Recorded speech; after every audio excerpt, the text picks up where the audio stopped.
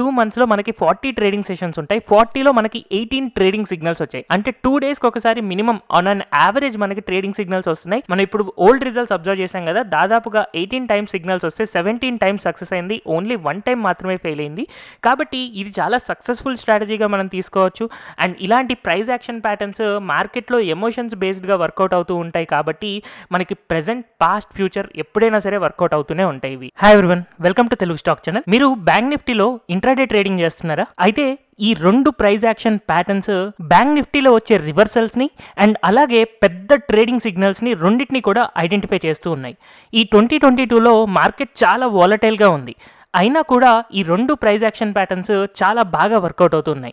So ఈ 2 patterns ఏంటి and వాటిని మనం ఎలా ఐడెంటిఫై చేసుకోవాలి, వాటి టార్గెట్స్ అండ్ స్టాప్ లాస్ ఎలా పెట్టుకోవాలి అనేది ఈ వీడియోలో చూద్దాం. సో ఇక్కడ కనపడుతున్న చార్ట్ మనకి బ్యాంక్ నిఫ్టీ యొక్క 1 అవర్ చార్ట్ అనమాట. అంటే ఒక్కొక్క క్యాండిల్ ఒక్కొక్క 1 అవర్ని రిప్రజెంట్ చేస్తుంది. సో పర్టికులర్గా ఈ క్యాలెండర్ ఇయర్ అంటే 2022లో కనుక మనం అబ్జర్వ్ చేస్తే మార్కెట్ దాదాపుగా 34,800 దగ్గర స్టార్ట్ అయ్యి 40,000 దాకా పీక్ని టచ్ అయ్యి మళ్ళీ బాటమ్ 32,000 దాకా వెళ్ళి తర్వాత మళ్ళీ 39,000 దాకా వెళ్ళి మళ్ళీ 33,000 దగ్గర ట్రేడ్ అవుతూ ఉంది. సో దాదాపుగా మిడిల్ నుంచి 10% పైకి అండ్ అలాగే 10% కిందకి ట్రేడ్ అవుతూ మనకి ఇంత వాలటైల్గా ఉన్న మార్కెట్లో మనం ఇలాంటి పెద్ద మూమెంట్స్ని క్యాచ్ చేయడం కోసం మనకి 2 ప్యాటర్న్స్ చాలా హెల్ప్ఫుల్గా ఉంటాయి. సో ఈ 2 ప్రైస్ యాక్షన్ ప్యాటర్న్స్లో ఫస్ట్ మనం నేర్చుకోబోయేది head and shoulder pattern. So యూజువల్గా ఈ హెడ్ అండ్ షోల్డర్ ప్యాటర్న్ని మనం ఎప్పుడు అబ్జర్వ్ చేయాలి అంటే, మార్కెట్ ఎప్పుడైనా సరే ఒక బాటమ్ నుంచి చాలా పెద్ద ర్యాలీ పైకి ఇచ్చింది అనుకోండి, అలాంటప్పుడు పెద్ద పెద్ద ఇన్వెస్టర్స్ అందులో నుంచి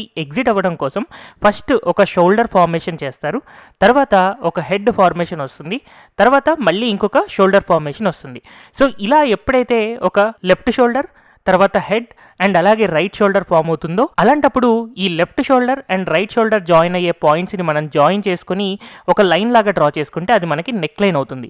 ఈ నెక్ లైన్ ఎప్పుడైతే మనకి కిందకి బ్రేక్ అవుతుందో, అలాంటప్పుడు ఈ హెడ్ హైట్ ఏదైతే ఉందో ఈ హెడ్ హైట్ని మనం ఇక్కడ క్యాలిక్యులేట్ చేసుకుంటే అన్ని నెంబర్ ఆఫ్ పాయింట్స్ మళ్ళీ మనకి ఇక్కడ పడిపోతుంది అనేది మనకి హెడ్ అండ్ షోల్డర్ ప్యాటర్న్ చెప్తుంది అనమాట. సో ఇలాంటి హెడ్ అండ్ షోల్డర్ ప్యాటర్న్ ఎప్పుడైతే మనకి బ్రేక్ అవుట్ వస్తుందో, అలాంటప్పుడు కొన్నిసార్లు స్టాక్ ప్రైస్ పడిపోయి మళ్ళీ రివర్స్ అయ్యి ఈ లైన్ని, నెక్ లైన్ని ఒకసారి టెస్ట్ చేసి రివర్స్ అయ్యి పడిపోతూ ఉండొచ్చు.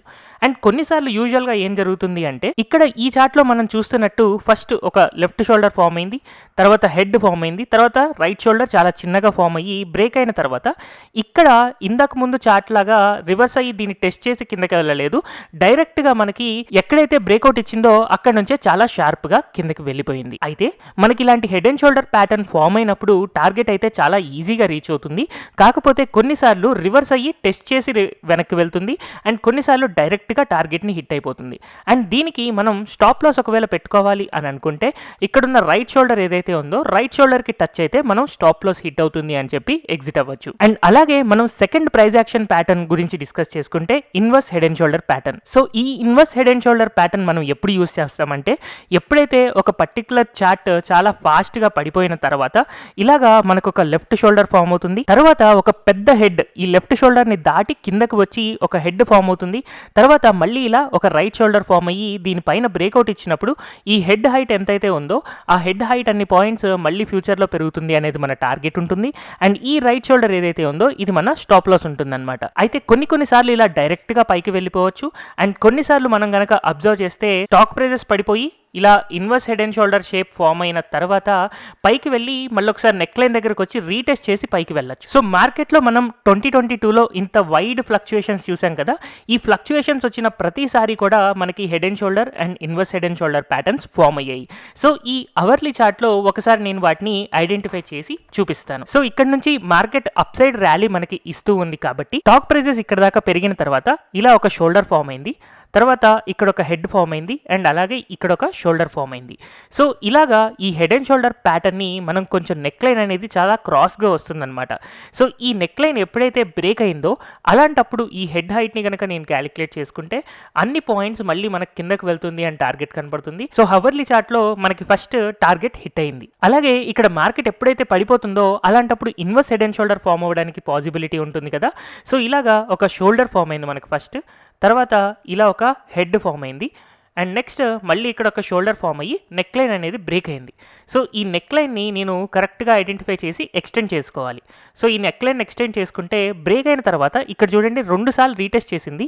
బట్ సమ్హౌ మనకి ఇక్కడ మన స్టాప్ లాస్ ఉంటుంది, స్టాప్ లాస్ హిట్ అవ్వలేదు, ఒక ఫేక్ సిగ్నల్ ఇచ్చి దాని తర్వాత ఎప్పుడైతే మనకి హెడ్ హైట్ ఉంటుందో ఆ హెడ్ హైట్ అంత టార్గెట్ మనకి రీచ్ అయింది.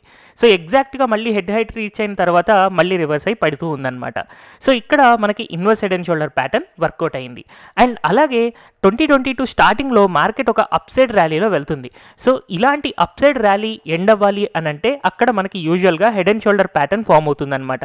సో ఇక్కడ నుంచి ఇలా ఒక షోల్డర్ ఫామ్ అయింది, తర్వాత ఇలా ఒక హెడ్ ఫామ్ అయింది, అండ్ అలాగే ఇక్కడ ఒక షోల్డర్ ఫామ్ అయింది.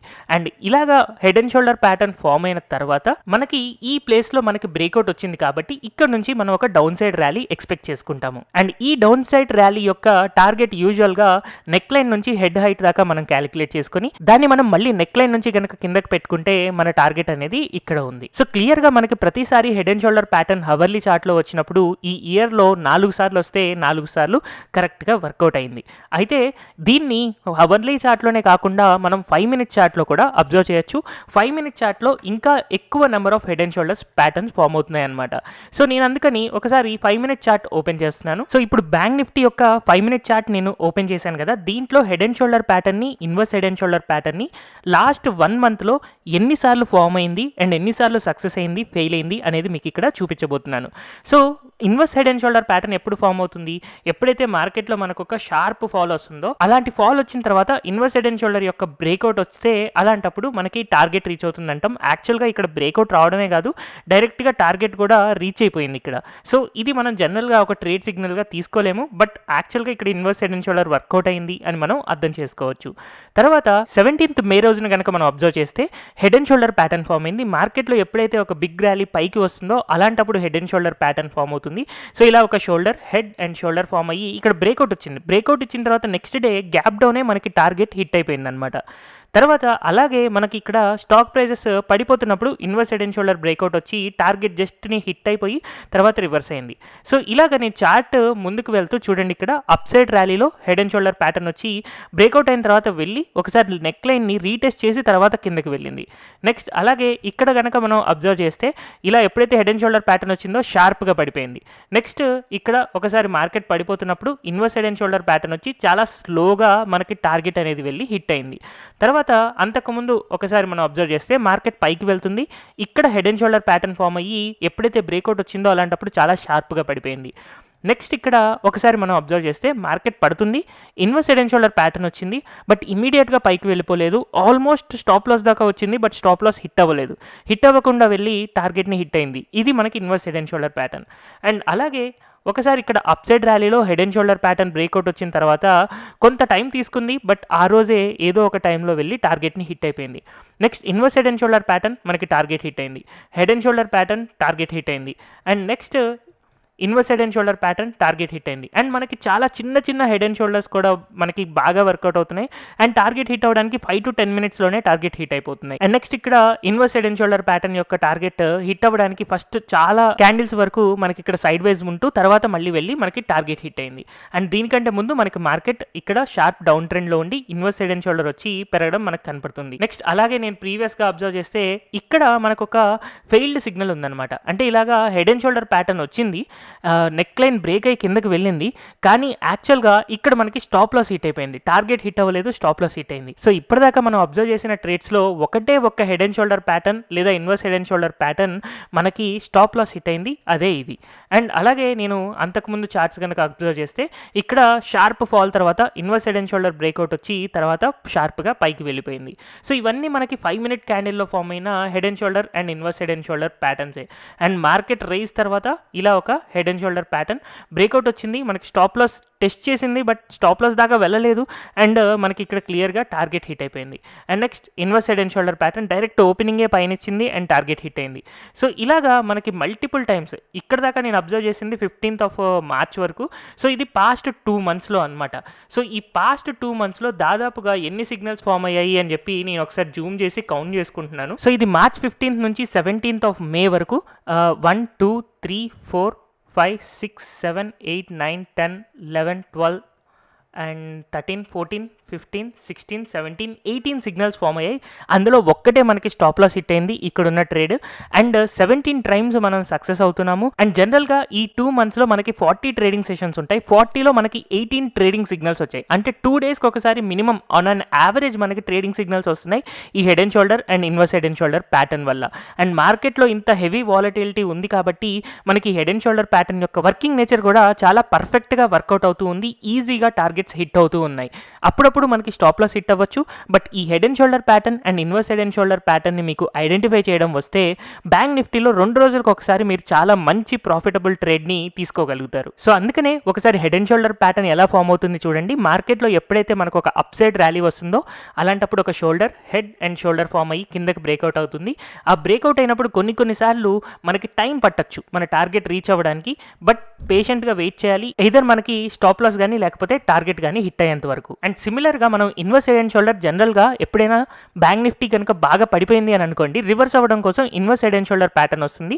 ఆ ప్యాటర్న్ బ్రేక్అవుట్ రాగానే మనం ట్రేడ్ చేసిన తర్వాత కొన్నిసార్లు డైరెక్ట్గా పైకి వెళ్ళిపోతుంది, కొన్నిసార్లు టైం తీసుకొని వెళ్తుంది. బట్ మనం ఎయిదర్ స్టాప్ లాస్ హిట్ అయ్యేదాకా లేదా టార్గెట్ హిట్ అయ్యేదాకా వెయిట్ చేసి ట్రేడ్ చేసుకుంటే మనం ఇప్పుడు ఓల్డ్ రిజల్ట్స్ అబ్జర్వ్ చేసాం కదా, దాదాపుగా 18 టైమ్స్ సిగ్నల్స్ వస్తే 17 టైమ్స్ సక్సెస్ అయింది. ఓన్లీ 1 టైం మాత్రమే ఫెయిల్ అయింది. కాబట్టి ఇది చాలా సక్సెస్ఫుల్ స్ట్రాటజీగా మనం తీసుకోవచ్చు. అండ్ ఇలాంటి ప్రైస్ యాక్షన్ ప్యాటర్న్స్ మార్కెట్లో ఎమోషన్స్ బేస్డ్గా వర్కౌట్ అవుతూ ఉంటాయి. కాబట్టి మనకి ప్రెజెంట్ పాస్ట్ ఫ్యూచర్ ఎప్పుడైనా సరే వర్కౌట్ అవుతూనే ఉంటాయి ఇవి. బట్ వీటిని ఐడెంటిఫై చేయడం చాలా ఇంపార్టెంట్. సో ఇలాంటి ట్రేడ్స్ బ్యాంక్ నిఫ్టీ అనే కాదు, నిఫ్టీ లేదా ఏదైనా స్టాక్స్లో మనకి టెక్నికల్గా మనం ఐడెంటిఫై చేసుకోవడానికి మన టెక్నికల్ నాలెడ్జ్ అనేది ఎప్పటికప్పుడు ఇంప్రూవ్ చేసుకుంటూనే ఉండాలి. ఒకవేళ మీరు టెక్నికల్ నాలెడ్జ్ ఇంకొంచెం కావాలి అని అనుకుంటే మీరు నా తెలుగు స్టాక్ ఛానల్ యాప్ ద్వారా అందులో ఉన్న ఫ్రీ వీడియోస్ని రిఫర్ చేస్తూ 1 by 1 టెక్నికల్ నాలెడ్జ్ మొత్తం కూడా నేర్చుకోవచ్చు. హోప్ ఈ వీడియో ఇప్పటిదాకా బ్యాంక్ నిఫ్టీలో రెగ్యులర్గా ఫామ్ అయిన 2 ప్రైస్ యాక్షన్ ప్యాటర్న్స్ మీకు అర్థమయ్యేలా చేశాయి అని అనుకుంటున్నాను. Thank you everyone for watching this video.